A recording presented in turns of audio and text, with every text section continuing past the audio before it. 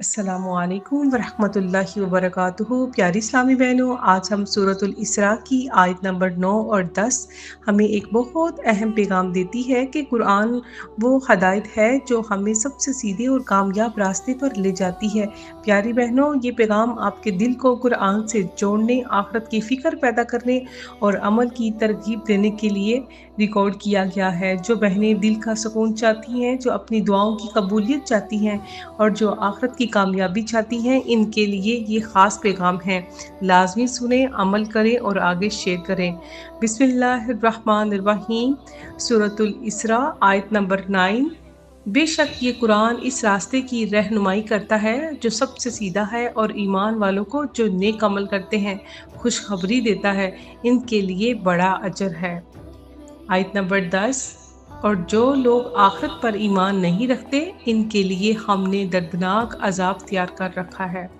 پیاری بہنوں، یہ دو آیات ہمیں قرآن کے اصل مقصد سے روشناس کراتی ہیں کہ اللہ تعالیٰ فرماتا ہے کہ یہ قرآن سب سے سیدھے راستے کی طرف رہنمائی کرتا ہے، یعنی وہ راستہ جو ہمیں دنیا کے اندھیروں سے نکال کر روشنی کی طرف لے جائے، جو دلوں کو سکون دے، فیصلوں میں رہنمائی دے اور ہمارے اعمال کو درست کر دے۔ پیاری بہنوں، اگر آج کی بہن قرآن کو اپنی زندگی کا رہبر بنا لے تو وہ اپنی زندگی کے ہر موڑ پر اللہ کی طرف سے ہدایت محسوس کرے گی۔ جب غم آئے گا، قرآن تسلی دے گا۔ جب پریشانی ہوگی، قرآن راستہ دے گا۔ جب دل ٹوٹے گا تو قرآن جوڑنے والا بنے گا۔